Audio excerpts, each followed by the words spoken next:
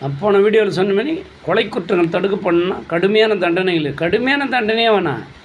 நார்மலாக ஃபண்டமெண்டல் ரைட்ஸில் வந்து தலையிடுற மாதிரி இருக்கும். தலையிடுங்க இதெல்லாம் இருக்குது.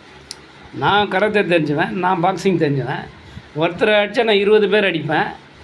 நான் வெறும் கையோடு இருந்தால் அடிப்பேன். நான் தான் இன்னொருத்தராண்டு ஃபைட் பண்ணும்போது பின்னால் சீவிட்டியா அண்ணன் எங்கள் தம்பியும் அப்படி தானே இறந்தார் ஆம்ஸ்ட்ராங்கு.